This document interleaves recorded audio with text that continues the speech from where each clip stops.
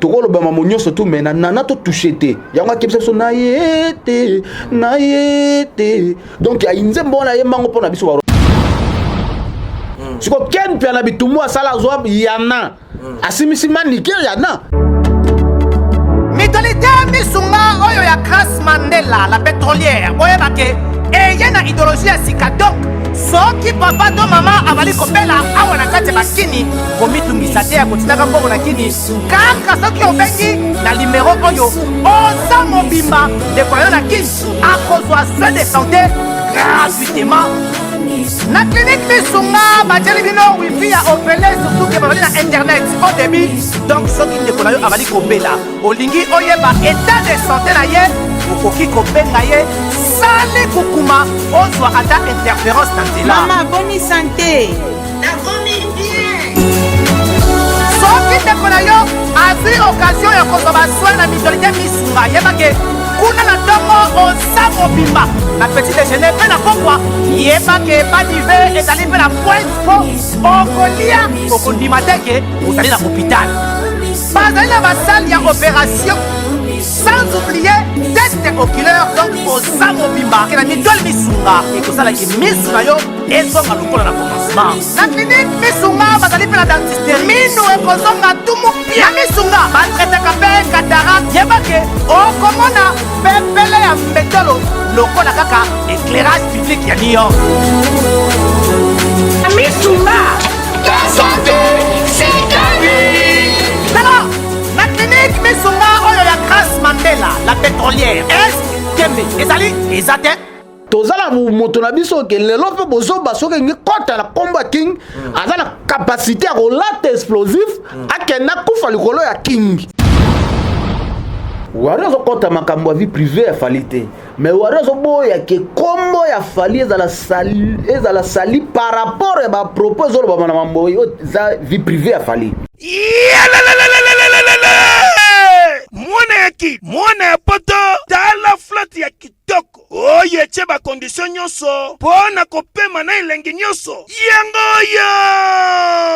flotte hotel joli kabelo CPI cadre kitoko mpo na kopema awa soko ye oye kaka na bilamba na yo okokuta nyonso ezali tala bino moko bambetu ya nyekese cuisine na bachambre nyonso salon ya joli kitoko bongo kote ya batoilette engai ye awa ata mikate kwei okolia kitoko bazali na courant ya kitoko 24 heures sur 24 po bango bazali na départ unique batiela bino pe mobange na groupe électrogène awa ya tumupia mai ebimaka ntango nyonso na flotte hotel joli kabelo CPI bazali na mobange na parking pe sécurité ezali assuré ndimela ngai ke soki ozali kovanda na kati ya flat hotel joli kabelo CPI bar oyo okoki kovanda no awa omeli eloko nyonso oyo kolinga kasi mpo na bato ya lipanda bosana awa te flat hotel joli kabelo CPI ezwami na avenue Bula numéro 115 quartier Adula référence église Mangembo na commune Bandalungwa to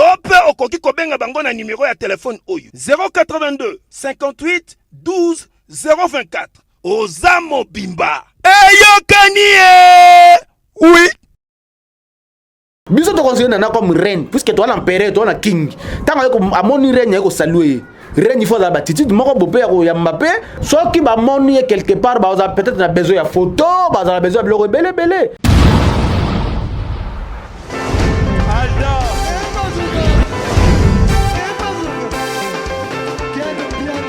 Personne m'a conduit, le monde est bien. Ailleurs,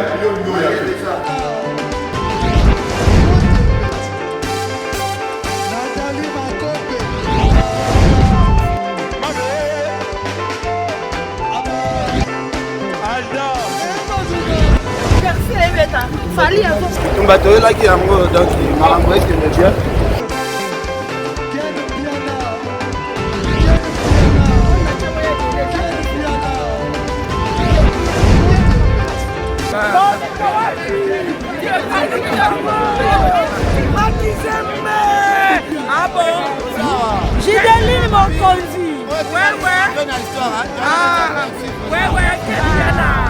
This is London. This is London City.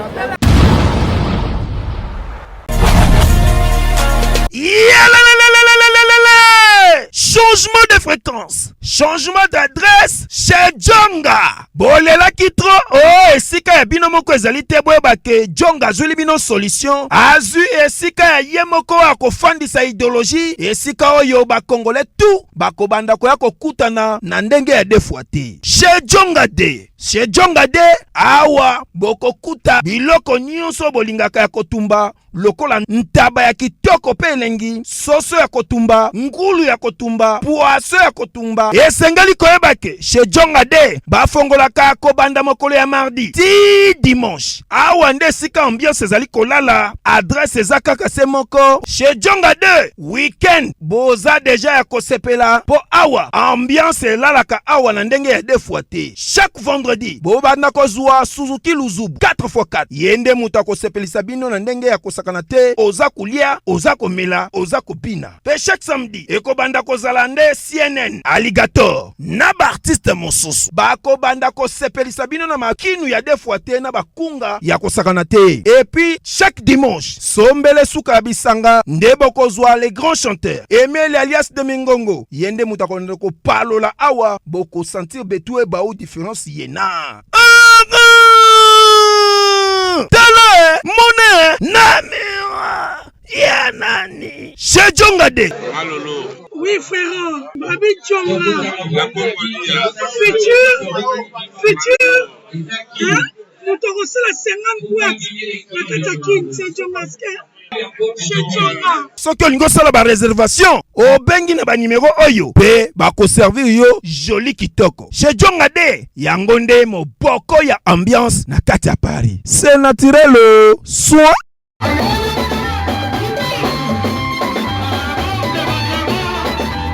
Merci à vous, nos fidèles internautes qui sont si nombreux de suivre votre émission sur Fimbu News. Un grand merci à l'équipe technique qui m'a accompagné. Merci à Shadrach Discoré qui est là derrière la caméra.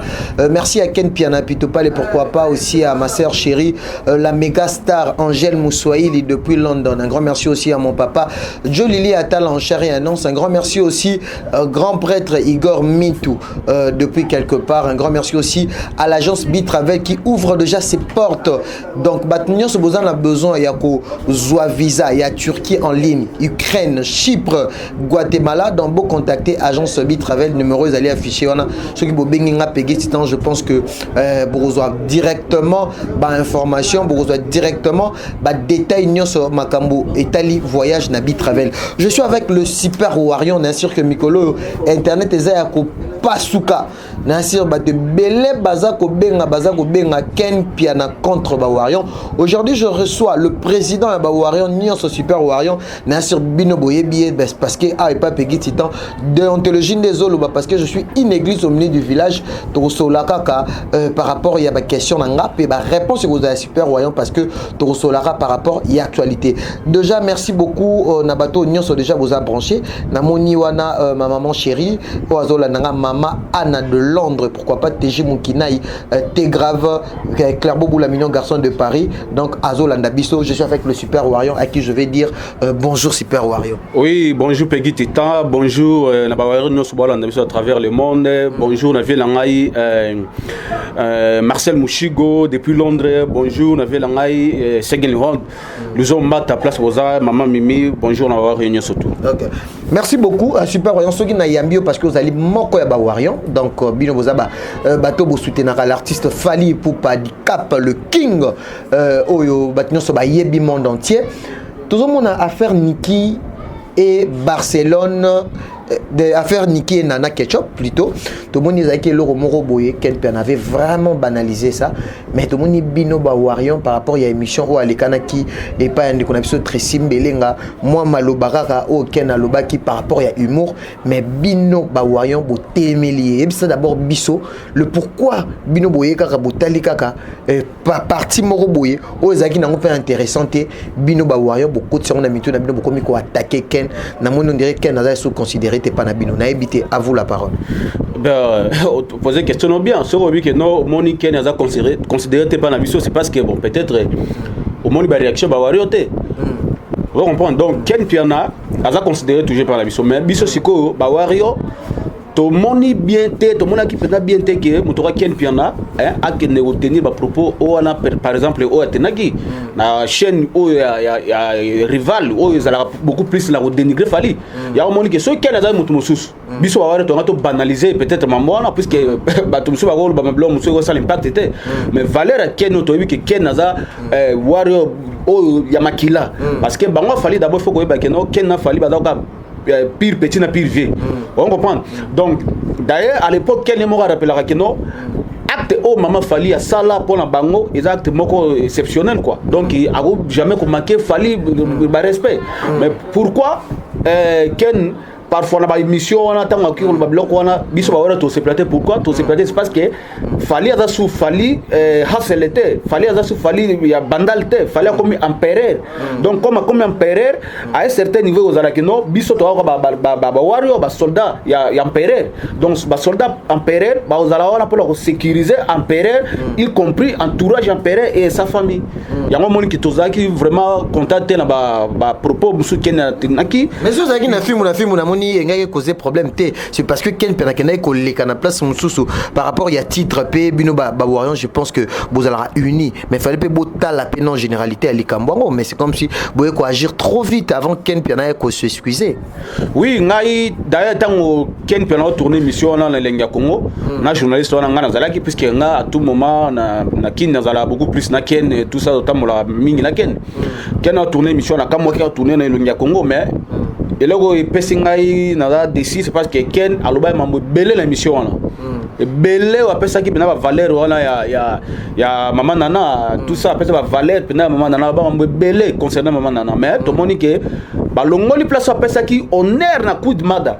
ozo comprendre ba longoli place wana ba ko tia siko ka place o ego créer polémique vous voyez maintenant ba place o créer polémique et puis ta la titre bâti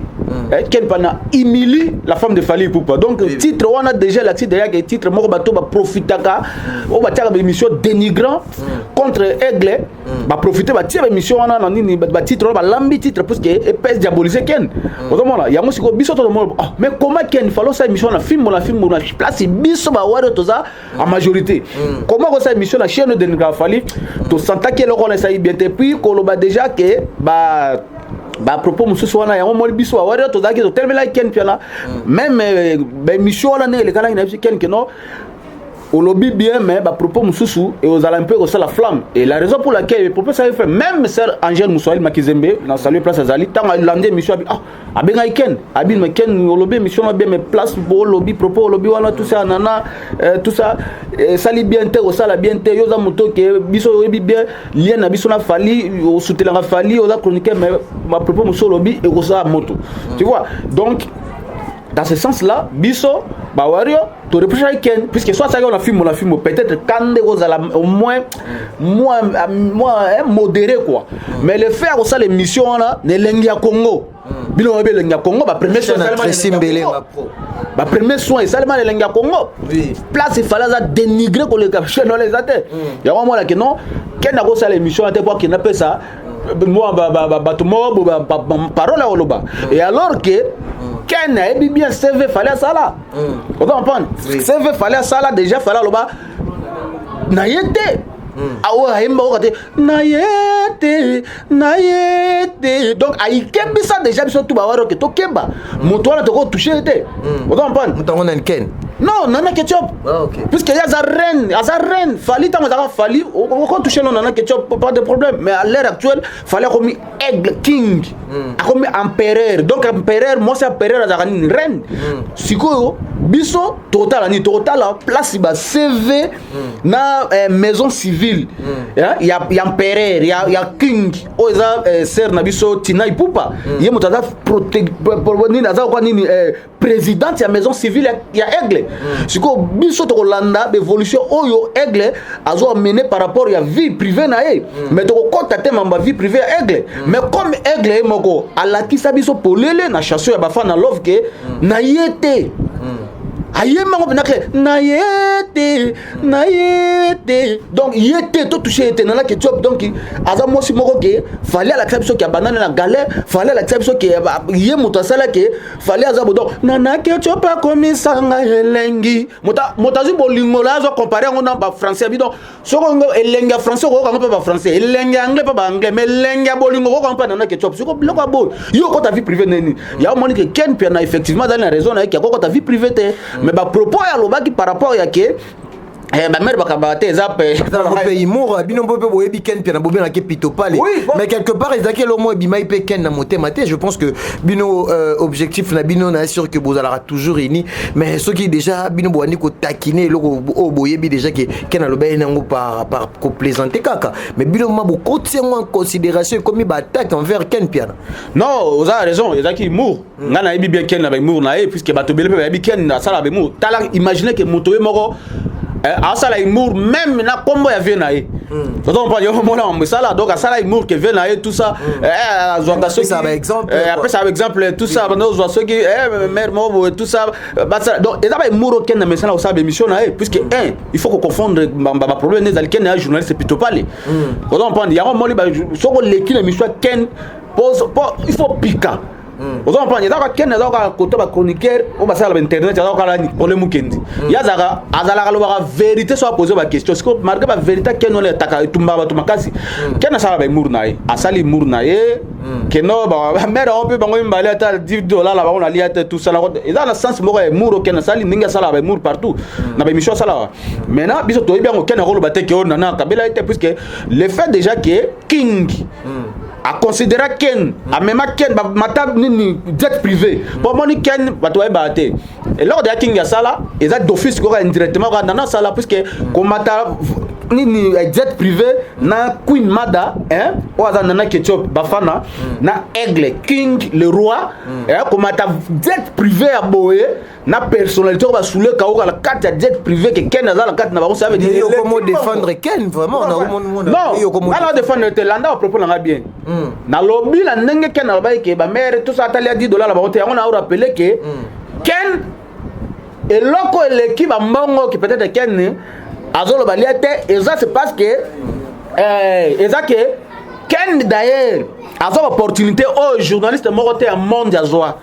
même Michael Jackson a tiré au même chroniqueur tena dès o ye moro ba même pas que ba concerne pays mo quelque part journaliste moroté à Congo banda qui bazwa azwa a matina chroniqueur mo na jet privé ba kena ata même ba célèbre journaliste ba ba sala émission célèbre ko ba polemu kendi ba mamil ba tiko mata jet privé tena star moko boya mboka ba kende pays moko quelconque vous voyez ba mataka toujours ba avion ba zo en charge boké mais jet privé mais le fait déjà Aigle King azala Queen Mada nana ketchup bafana na jet privé Ken Pia na ba omela ba champagne ba olia ba ngombe wana tout ça ils a bilo moko ke l'équipe déjà kokaba vous voyez mais ba propos la choka biso mais nga choka biso pour la ngai na yo tala pe analyser la bi mais quel on a cadre ba mour puisque émission wana moi j'étais présent émission wana Ken benda kas a lobby biloko moko kutu so boye ke dai ba bombe ok peut-être nga mon la Ken na bi mais yo be ko ta vie privée mais on a mon o ya mbeli na ketchup l'émission là mais malheureusement chez nous na bakati na bangongo ba o tia place au Ken alobi ba bloko ay mour bon mota ba no se katanga ba émission là yango siko ke ngala ko kotela Ken te mais biso ba wario tout c'est pas la guitare à propos parce que au moins Ken a suivi n'a vraiment s'attirer par rapport à l'appel ba message mais wario supérieur Ken a débordé pourquoi Ken a ba propos boy a ba propos en public tout ça donc ba tout ba contacter quoi yango monique biso tout tellement la Ken papa à propos là mais na lande mission Ken sali à reconnaître que non effectivement so ba to mona ki mabe ba excuser par rapport au local puisque Ken azach mutoto linga makasi parce que obito linga no Ken makasi pourquoi c'est parce que Ken aza journaliste ou chroniqueur à longoli est victime soni yo ebi ke ko même comme si beaucoup mina ne peut pas reconnaissant ko même moto na poto pe azonga journaliste naka Ken na aza bo même journaliste mo na poto oza si pe journaliste la jeune le Ken bo même na poto pas zonga ça veut dire Ken la tiba to est victime za orchestre mo munene ba même na poto pas zongi c'est-à-dire que azam to mo photo to lingae to respecter pe la mambo sala et puis soki lelo makambo ezobima ba propos musuto ba ndenge ya kosala pe kolimbisa parce que Ken a toujours mon tonabiso. Merci beaucoup à Shadrack Discovery qui est là derrière la caméra. Merci à Valdi Tamboué. Merci aussi à moi, à Valdi Tamboué, la fille. Donc, moi aussi, bébé Alessandra. Donc, topé sur un mot de psychosali, super Warion. Objectif. Nabino Bawarion, tu es bien qui est pour soutenir l'artiste Fally pour la musique naïe. Mais les autres,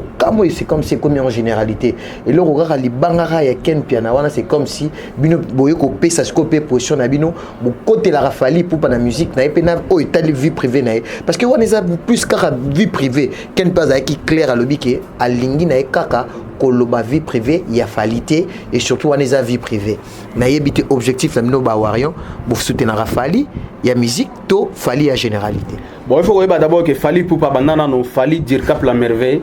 en Elka transfert le plus cher Talalata quartier latte. Oui. Vous comprenez? À quel quartier latte a commis meilleur de l'équipe donc top de top dans quartier latte ou a comment qui a fait chéri à grand prêtre mon pas au quadra Koraman. À quel azo évolué à quel carré solo nae na bandil bosso droit chemin 2006 azaki toujours Fally pour pas dire cap la merveille. À 2009 a commis Fally Ipupa Hustle. Vous comprenez? 2013 a commis King. 2015 Aigle. Tant que Aigle va comprendre ça veut dire que la musique n'est pas évolué par rapport à carrière. Si a comme 2017 a mis Tokos 1 a commis Empereur. Tant que Fally a commis Empereur. Biso Tokota au départ yo zo kama kambo mo botuma solo ya nana ketchup tout ça ba wari ba ko tamu non wari zo kota makambo vie privée ya Fally mais wari zo boya ke kombo ya Fally za la sali par rapport à ba proposal ba na mambo yo za vie privée ya Fally. Vous comprenez puisque le lo atango ko ba ke no moni nana ketchup boy bato baotala nana ketchup te baotala mbala moko empereur or biso to ba wari yo lorsqu'empereur est menacé c'est-à-dire bon, ils ont prêt à détourner le royaume. Donc, bien sûr, protéger. Bon, au moment il faut comprendre que cause la king, il y a musique africaine, place il y a star, il y a minène Afrique, qui va dans le privilège, il y a anglais, mais il y a confirmé au king empereur, ils ont blagué. Vous comprenez? Ils ont l'influence, il faut protéger Fally. Si vous protéger Fally, ils ont dit que la vie privée, mais tu as dit que Makambo sur la vie privée. Est-ce que vous saluez le king, et que vous saluez Aigle, et que vous saluez Nini, et vous saluez, pardon, Nini, empereur. Vous voyez? Puisque empereur a un empire. L'empire est la montagne sur fou de roi bazalaka, mal nécessaire bazalaka, soldat de lutte bazalaka, moto tout à l'empire. Il y a un monopole à Aigle. PRTA, warrior moko, est très très dangereux pour l'aigle. Puisque l'aigle a besoin à élargir l'univers naïe à warrior. On va te soutenir. Mais le loi, tant que l'aigle est moko, à ça le testament, il y a un testament qui sali, l'anzembola, bafana love. On a la kisibiso déjà l'accepte sur propos habitant moi c'est bien à soutenir tant que dans la piaka à essuyer balambre tout ça à la kisibiso l'anzembola bafana love. C'est-à-dire degré d'abord empereur et moi dans la moi sinae et ça bloque moqué bateau tout barolo ba o arolo ngaki a contredit to a son ça nana ataka nzemba fa na love soka yoki ya ko affecta bino agoyo kake Fally nga imanzemo avec beaucoup de respect envers moi sinae ya monique et affecté son directeur oh mutami sur contrôle le fait qu'il fallait mis sur contrôle et puis un message on a quand pour na biso ba warrior za ko testament za ko hein les gens ont une lettre ouverte envers nous les warriors et puis le monde a dit que tokeba tokolo ba mamonyo surtout mais nana to touché té yanga kepse naïete donc il y a une bonne mango pour na biso waro et puis de la ma Fally tant les gars même la émission les gars la Côte d'Ivoire émission partout ba journaliste ba ngaba tout toujours mamana ba non moi j'aime pas parler de lui devant la caméra tu comprends donc à partir de cet instant biso waro to sani to la même idéologie à roi puisque nous sommes là pour la protection générale du king empereur oh biso to soutenir puisque king sera à l'aise cadeau mo king avec absolument cadeau ba mélodie cadeau ba bonne musique mo mo nini bimi abutokos de bimi lelo abato mo ma banzembo ba mort donc moto tout so ka amoro c'est comme si alors c'est comme si toi là toi donc au moins que lengi fallait on peut ça parce que moral est ça calme ce que yo lengi que no biso ba wario to tika fali akota na distraction o ma mo besoin va déstabiliser fali or que mon kilmo mebi que fali avec la coup de mada nana ketchup bafana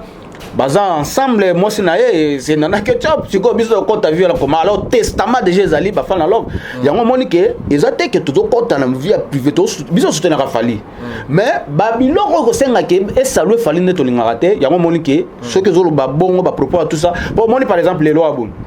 na par exemple mon la biso auto linga mingi journaliste biso to linga mingi ken pia la makizembe o ba wari tout ba pesa confiance yo mo yebi yo mo taninga kitara beso tout est pour to ko makolo ba wayon tout est na ba wari tout pourquoi c'est parce que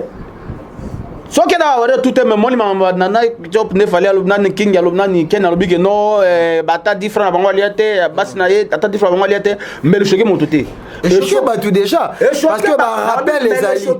rappelle les ali na ligne super warrior na ligne matos za la m'a posé yo lobi ke choqué ba tout temps na lobi mais le choqué ba tout so que choqué ba c'est parce que ba to porta ka ken na mutema ba komona ke ken ba to porta ke na mutema biso to porta ke na mutema ateni ba propos wana propos wana za privé oui mais siko esoué ta image ya fali vous voyez ba to ce qu'on va comme profiter moni ke lenga ko ba commenter à tout ça moni na lobi poni ba rappel nyonso na lobi pona na ka ba te ba moi c'est fali biso to boy ke kombo ya king tanga makambo ya moni ke to salaki mo ba réaction na ba wario ya ki pona mais comment king ezaka na katiti parce que lobi na yamba ki ken piana zoli ko regretter vena so fiston ko loke nga benga ki ken biso to mema poto eza liaison na nini o ezali na kati wana ken parce que déjà mutu ko rappeler ko bomema ko koto ozomona ki azo kotisa azo impliqué parce que wana eza affaire ya fali eza affaire ya fali te eza affaire ya makambu ya nana o eza na internet déjà tango mona déjà bureau ya fali pupa ko rappeler ken piana makizembe que biso to mema au poto je sais pas et place ou nos intellectuels aux hommes on dit que Fali je crois bureau naïe de fois babo décevoir Fali parce que il faut bino ne se pose la moralité moko parce que on a mon liaison moroté fiston ko le cas ko benga ken piana makize mais pour na ko rappeler to mema au poto aux hommes on a qui a confusion totale maman super royant dans lingama ou éclaircir biso parce que ken yé moko pe aller là qui na émission bon pour la la mona que ceux qui effectivement fiston coloqué a benga ken rappeler mon blog on a zaberer moko mal accompagné. C'est erreur du fait que au moment il faut que la ngai tant avant d'aller mon la bateau dénigrer Fali ko finga Fali benjir tous les journalistes bouche bée chroniqueur internet tout le monde azol ba maman bokeno alukate a ya la vérité morobo on prend bateau on Fali ko comparer ko ça moblo mobo et tout ça tout le monde a raté mais Ken quand même Azar journaliste oyo a comment qui a dit non mais nous sommes des troubadours. Comment motora Fali ba œuvre ba preuve au fallait au sala ba preuve au sala ba tu vas reconnaître valeur on a té non ndenge zabo biso il faut ngai ken piana na banda stratégie à détruction massive contre toute personne au azoya na ba propos dénigrant contre Fali yango moni ken piana banda biloko là imaginez que depuis 2017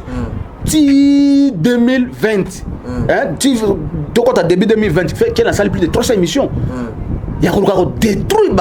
couche oh et ko dénigrer Fali imaginez surtout avec bouche bée et à l'époque il que pas bon la journée ça la vérité la makambo Fali ça ba deux journalistes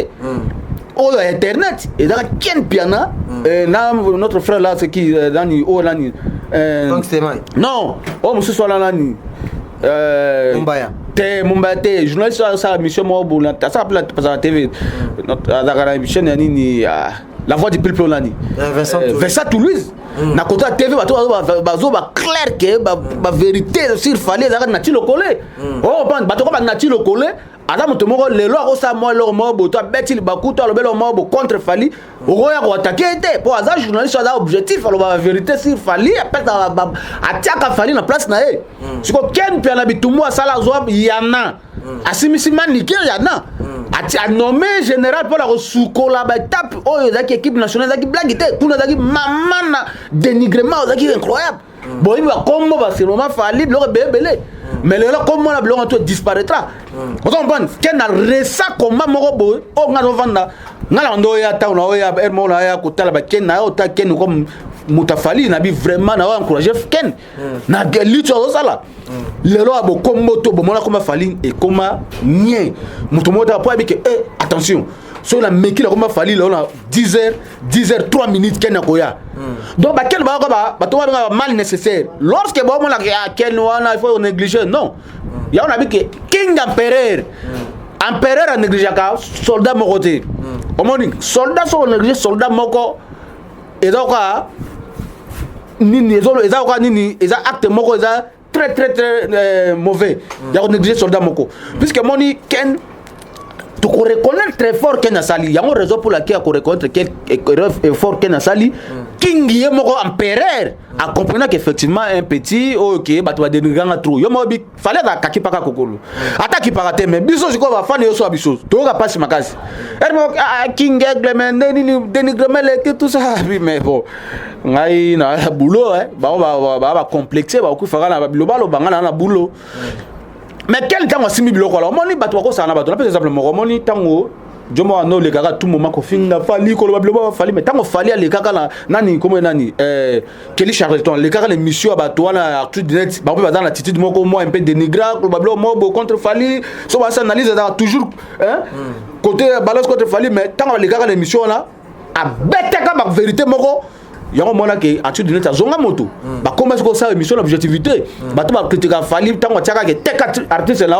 nani Kelly Charlton na ya kapena na ba argument ko teka fali bato musu po teka sur artiste ba ndoko ko teka artiste te moni ke maman ko ta mai c'est dit quoi il faut bato ba expliquer makambu lelo abo biso to bato wario mais ba guerre musu so ke bandi po internet na monde bozoba guerre musu tango ko banda lelo abo moto ozala capacité à la penda ozala kamikaze obi kamikaze ce sont des personnes qui se sacrifient pour une cause politique ou encore religieuse donc ba bazarani akola ta bombe yé akoti na kati ya bato bokufi donc tozala moto na biso ke lelo pe bozoba soke ngi kota na combat king azala capacité à relate explosif akena kufa likolo ya king c'est comme si bobo sani c'est comme si bobo sani parce que likambo déjà ngaki pelisa moto za likambo edi badiata akenda kufunda ken piana mais likambo to mona ikila ileka nango bien mais o likambo kutu ya muke obino ba wayan bozi bo peliseli yango moto kutu ya makasi vraiment na été super wayan moi qui m'a vraiment peningozo kene c'est comme si faut bossa appeler recensement ya ba vrai wayan non tant ba to alba ke non to comprendre vrai visage ya ken piana tout ça non ken na za moto ba pe ke no ken ya moto ngala wario na wario msusu bato msusu wario supérieur na wario mo likolo degré na linga fali za na ngo exagéré là je dis donc imaginez que ngala linga fali ko linga me fali mo ko linga kamikaze po cheka ken piana yo ko au moins nga linga fali au moins qui fanatisme na ngai pas fali mais répondre na dit c'est là na c'est et l'équipe même ndenge fali ye mo ko lingaka mais je vous dis mais Nathalie fort ken pe sala vis-à-vis na ba guerre mosusu ya salité o ba to kota ki ko luka ko la fali bosoto na bité to ko banaliser be fort sala ante o comprendre azana ndenge na ya sala la ba émission na ya azana ndenge na ya sala makambo na ya da mutapito pali c'est-à-dire quoi ken azana technique de parole et de débat o ka ko betelo mo bo a fini o te me choqué o ta buinesco ba wario bo sepelana sikoyo batata ba tango ken azokisaka bato bino bawarion bosepelaka nango bato ntango baloba ke no ken alaki vrai visage na ye fali faut tia ken mosika tout ça non eza baconseil moko ya mabe toyebake toza bato tobetaka libaku toza mpe na berere tosalaka mais toyebaka so likambo ezali conseiller moto pourquoi toseleki ken po toyebi ken na moto na biso bapropos mosusu eza bapropos ke ya koloba ngo te malgré eza bongo premièrement maintenant ken pe na so azali moto moko ke oyo ya ba visage moko bato bangi batia ye angaka profiter na makambo avela biso edi badiata tanga funaka fimbo na fimbo puisque dit badiata n'importe qui te permet la aigle c'est bras de force à aigle c'est l'un des piliers ya tourage aigle mais tanga ko funda fimbo na fimbo en général na hypercrime tout ça c'est-à-dire quoi bato ba otala ke fali ba otala fali ba kama ke maintenant dit batata funi film la film ça veut dire et quand même pour bozo bana quand même ko pakola pe fali autant pas mais pourquoi biloko na ko te pesa moto même vie à quitter ndapena ndena vanda pena bona sala na lobela vela ngai tout ça bablo moi bozo ba ngatela ko ma vie tout ça mais ndeni ni motu na ya sala epa na ye tout ça funda biso film na film bon supposons que histoire afundi biso zaki vrai banga peut-être bakanga chaîne bakanga biso na prison batia biso na prison tout ça au moins que yenga la toujours babiloko moko ke nga pesa ikanda donc babiloko sala ke mutu alongwa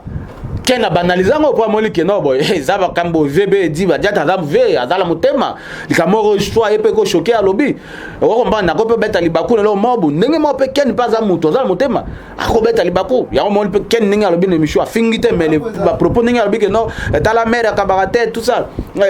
basi la mbali ata moko kabila nga $10 te alobi ko na sens humour mais comme choquer bato to lukate to profiter que to diaboliser ken po moni babiloko ya diabo eza bien te ya mo na aloba ke no eloko na l'ancien on a moko le roi king empereur aux empereurs vraiment empereur à matoibo information empereur il faut voir partout et pas ba wario na ibike au compte Instagram na otala il faut landa ba commentaire peut-être ba wario place ba place ba réseaux sociaux place ba réseaux sociaux favoris na yo place otala ba tout il faut ka rappeler ba fan na yo à un certain moment donné pourquoi c'est parce que les autres comment on a que non mutu moko commettre erreur au peut que mutu là peut-être ça quand même mal nécessaire parce que bien nécessaire c'est trop dire puisque on a aigle za king nécessité à travail c'est vous-même king empereur mais mutu mo ça cause la mal mais nécessaire tout le monde to diaboliser kaka pona que moi erreur moi il y a sali erreur moi au moni lelo awabo ngai par exemple oui pourquoi ngai erreur moko na vandi na réfléchir et là ça ngama la bilina les émission pourquoi c'est parce que ta la moni ken à reconnaître ma voilà mais ken à reconnaître défaut moi propos le baki malgré le bas bloc belé ba to ba triquer ba katikati tout ça mais nga jour moi on ali kala bunani ni na tozala kitambola ken pia la tozoli kala nini na nini na deep to komi ken la moni madame hein amoni papa mo lo mususu ken ngala mona ken amutema asa mutema makasi parce que ken mona pe madame ni approcher pe madame tu appelle ce moment madame morte ndenge zalara mais fallait au moins la attitude de madame qui n'a que madame Nana Nana zara présent moi je sais que je dis moi j'étais présent la queen mada alors ken tika no biso to solo dano batolme azaki pe mais ken nana no ken to solo la tika mais imaginez ce que ceux qui montent moi ça permet na filmer pour moni les lois biloko réseaux sociaux blaguité au moni je moi prophète moi après ça il y a autre chose à film cadeau et à voiture tout ça au moins il y a peut-être cadeau dans cadre normal mais permet le bateau filmer et comme les réseaux sociaux tout ça moi ça la montre était paniqué tout ça comme donc il va propos le biona et ça est créé ba scandale et puis c'est baise dans les réseaux sociaux c'est-à-dire quoi il y a ça moto internet tant moi soit loué reine po biso to considérer na comme reine puisque toi l'empereur toi la king tant ko amoni reine ko saluer reine il faut la attitude moko bopé ya Mbappé bato puisque ya on a rappelé que ni le conseil peut on peut s'appeler la reine Mada place on a biso ay baké ya za moi c'est ya king ya mokonzi aza moi ça king donc king aza na bato ebele azala ba soldat ebele azala ba warrior na ba partout ceux qui ba moni quelque part ba peut-être na besoin ya photo ba azala besoin de blog ebele azala stratégie on peut exemple moi Didier Drogba à l'époque tant on na Chelsea moi c'est na kota na ni maison d'habillement mo ba supporter ba découvrir que moi ça Didier Drogba dans la maison d'habillement ba ya plein kolana moi ça Didier Drogba ba autographe ba photo tout ça mais moi ça Didier Drogba na choité avant d'aller on kanga bango photo tout ça pour dire que eza était statut o ala tia kozala moi ça Didier Drogba yango sali que azo célébrité wana autant pas nana que tu passes c'est une femme où elle a vivre un peu discrète donc elle a été qu'elle moi là-bas le mobile on a tiré à exposer à maman non elle a vivre vraiment discrète pas ça simple tu vois la fille moko orgueilleuse tout ça vivre la femme moko orgueilleuse vivre la façon là moko mais aibake aza moi si empereur autant pas donc fan moko vendre moi fan fallait akuta na nzela bo maman nana yaki al kangana photo autant pas yango na par exemple moi ça dit Drogba donc moi ça dit Drogba akoka même pas koleka mais aiko benga siko bandini la police siko comment là que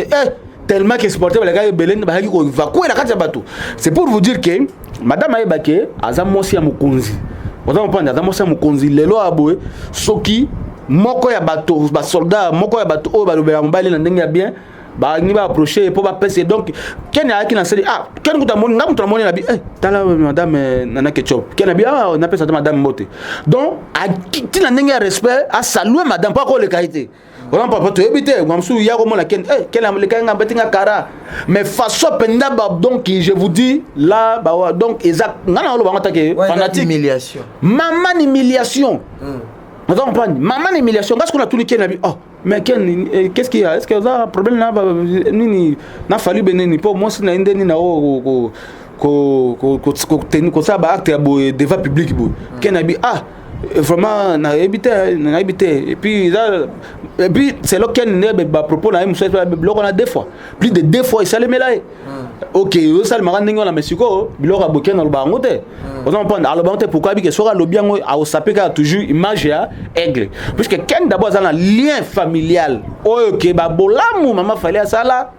tout ça ta même kamo le kanyo tango fait ken abino basi yango pe bakabakata mo na la 19 fois on Michel Angel Moussoua il m'a benga ken azolela mais ken comment on a boy bato to ba ibolo bela ka fali tango lo bela mo sine boy et ko vous toujours la fali donc comment la sœur Angel Moussoua il m'a kizembe a regretté tout ça pourquoi regretter pourquoi pas biquer ken aza petit fali ba vela ni illusion mbata ba regretter mais pour ba biquer non ba propos na ko ça bien te ba reprocher ken ba vela Marcel Mouchigo ba to bele ba regretter ba to bele ba benga maman Mimi tout ça ba regretter on prend Shadrach Descartes va regretter même Whisky Wishia le moteur de double de mer Toshiro Petit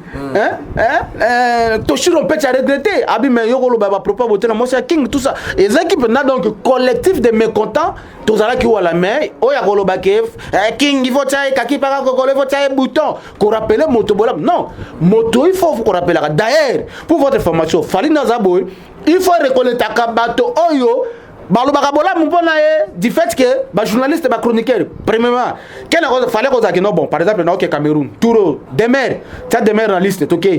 asali mosala et pakola miazongi bato ko comment plaisir que toza pembe ya pere ya King Touro na okende Burkina Faso Thierry Mombaya liste kota toké Touro Gabon quel pays na kota toké Touro États-Unis tout ça nani Vassa Toulouse kota puisque et pas ça un peu courage puisque tant on va non tout ça bako rappeler mototé que to salaka boy to tiabo non c'est parce que motowana tango bosali c'est parce que vous reconnaître que motola quand même a joué un rôle moko important a joué un rôle de marketing important a stabiliser qui peut kazaki na d'équipe na mobimba basala qui un peu stabilisation ya koluka ko empêcher dénigrement pas la aigle quoi yango faut to ala un peu reconnaissant to ba propos monsieur ebimi vela nga fisto coloquer place azali ken aza petit na et puis on a toujours petit na ye moko bi degré ken respecta kai mais blanc monsieur ko appelle la kanda ken peut-être le on a micro mais le but est que ken a ko zala ko manquer respect aza toujours na respect na ye mais aza pe moto ko zala l'homme choqué par le on a micro mais soka mabeso afingi mais so le belo mo ke ya ko sale passi ba vivre pas comprendre rabai ba ka mais et ça blo terre ko luka moi qui ko diaboliser moi petit tout ça non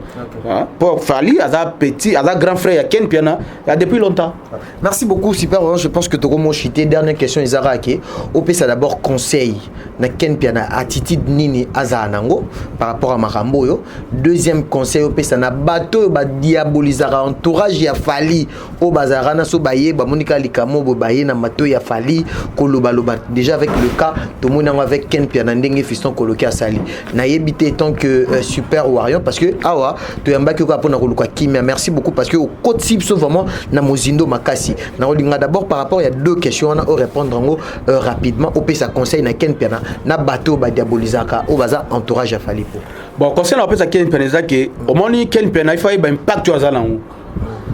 Ken Piana a l'impact makasi ce qui est obligé de avoir suivi sur à propos monsieur souvent la tenir mais ngana za présent la monnaie qui a ba mbebele mais tu comprends entendre car propos là ne ba ko monter ta moni même ngape choqué ngabi mais comment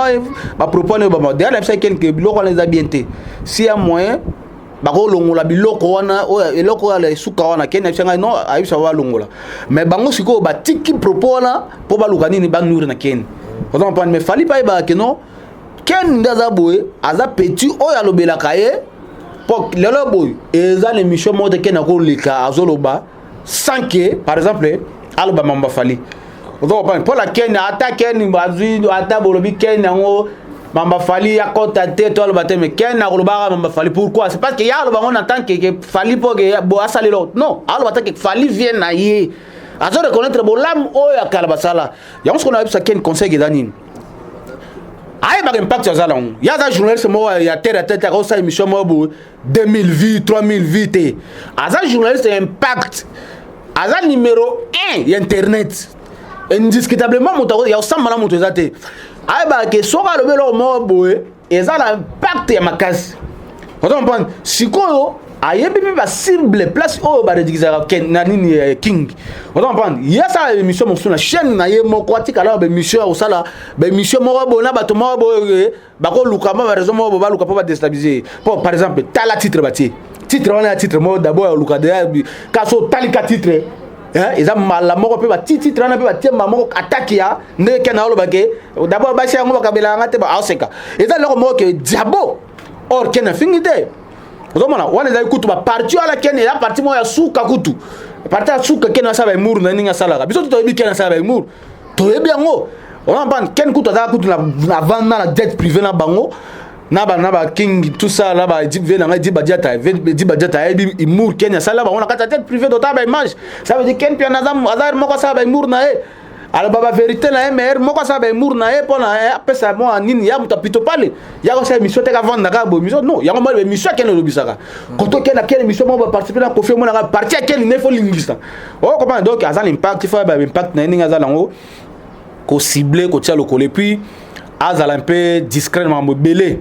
azal discrètement belé makambo na ye penza il faut pas bloc on est à 4 azal la ngo ye moko na po mo ba secret mosu professionnel balobela moto tout est on comprend secret professionnel là par exemple mo ngala ko vanda ka bona bengi ken no moni dossier mo za bobo ken na ko zango pan alobeli par exemple Descartes peut-être Robert ali solo whisky wishia le moteur de double de mer on comprend whisky wishia pe ko zape kuna pa da bois que la gracieuse on moni que ko zape ka ba scandale vous voyez on m'a ngam sou moi le problème c'est mo vela ngai Luzo Mbata watindenga koliobi veve Luzo Mbata patron patron moko absinga wado sipere na tindelo mobo surprise nata bo 22 kilos ba viola bala mbongo moko donc kena lo bala bula na tia tembe mais donc yango moni il faut ko azala na esprit wana ko yeba kazana impact biloko ko lo baba propos muso ko lo bala devant caméra fa pesamment maloba par rapport à king par rapport à famille à king puisque wana za roi to ko lo ba biloko mo belé na komo la été deuxièmement on peut ça concerne bato oyo baza pemela na fali sol kambe bimi pour le loi boza ken lobi pe mombaya ko sa pe mo analyse mo boye et kepe bien te contre fali bolo baka ni to tia mombaya buto to sabo non lobi to de mer banini de ba to mo balobela fali kitoko baloba ba valeur fali bango basaka be mission na bango ya nenge wana mais ken aza pito pale ya kena na pito pale ya la moko tumba akoya boso ko ngo dénigrer fali na ndenge méchant ye pas dénigrer ndenge méchant to tika resul kambe bimi to ya ko loba mo ba blo mo ba diabo non on prend bino boza déjà pembeni ya impérer on prend ken na la coup dans la carte pembeni impérer comme so ko za la bo bon ken a Sénégal ba délire na ye mais petit on fait ko benga e bo bengi boza bureau boza street fallait structurer à royaume à royaume bo benga e ken au moni go gafé prochainement au sa bloc boté mais so moni 2 ou 3 fois bloc bozo répéter peut-être ne bo benga e c'est non bon to moni que ozo respecter ba lignée na bisoté pour to landa tango ba tunaka ken no interroger fallait ba bien que non te ken a petit na ngai non mais ken petit na mais na bisa kay propos moko ko finga biso ko finga te jour na ko finga pas direct wana oza supemela ngate donc fali moko a reconnaître que ken za pemela mais ça libérer pourquoi pas bureau ko s'organiser vous sortir patron majeur mais nani sule kauka o le loza donc ya osala mamo pona ba pauvre ba nini ba pona ba famille riveraine o ba vandi nini ngoto a construire hôpital a construire bilona bango sule kauka ko benga ken no moni o ke bientôt au déborder il faut bureau ba benga ken so ki a sali erreur ba lobeli clairement que petit au déborder ozon pas ni yoza ou remettre puisque ken ya a subir bilo mususu mo ata mo la carbona ken bo toko penda bo juma ko kota place mo banga bato côté mosusu pour que Kenny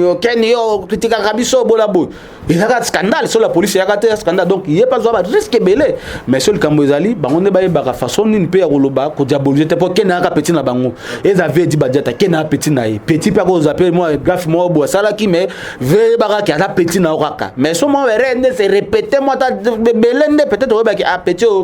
ada petit mo tala zo répéter ka berer na peut-être mais moi berer mususu moko mi balé faut ko ba ko banaliser ngo faut ko dire ça king pe faut ko alanda ba blo mususu pe na te ba ke no ada petit ya ça ba émission là monde là internet ya bongo mais comme a fingité mais alors bi propos na bo recadrer kaka bo tika ça ba mamuna c'est tout donc conseil on peut ça bango ya ngona pour na ngai na ko chiteka on peut ça mbote na batonyo so balandi biso mama mimi na Belgique Grand Warriors ya makas o ya landaka yepe na pona fali ya bisinga no Warriors supérieur na utindelo ba code ya botalaka fali na streaming au fele do ya talaka fali plus de 120 200 fois par jour maman mimi à la Belgique na pesi velanga Marcel Mouchigo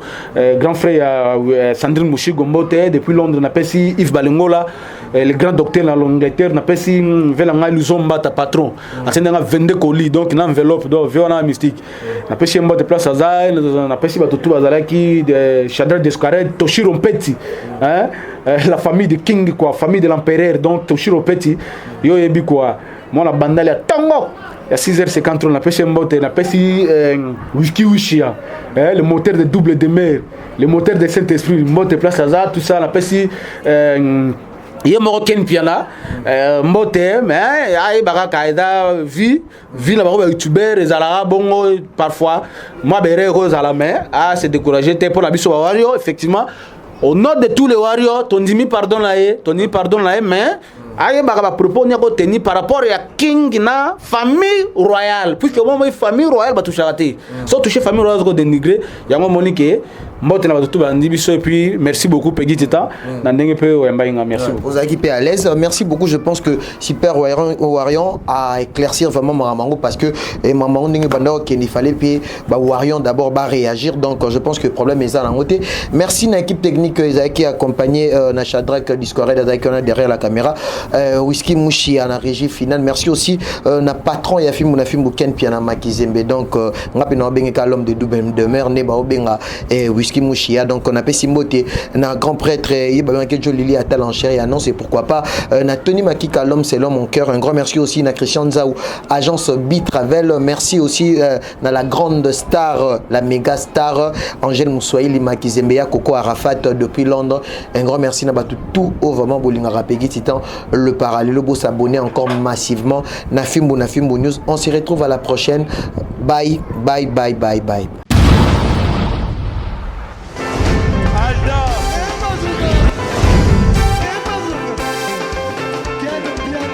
Personne m'a conduit, au Monique Piana. Ailleurs, yo ya.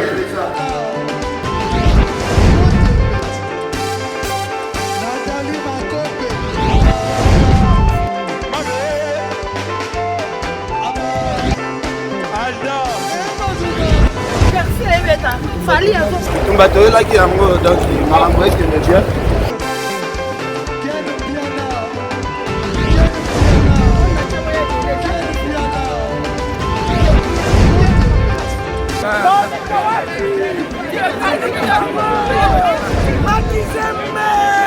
Ah bon?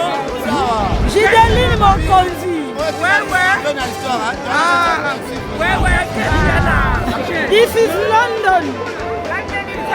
This is London City.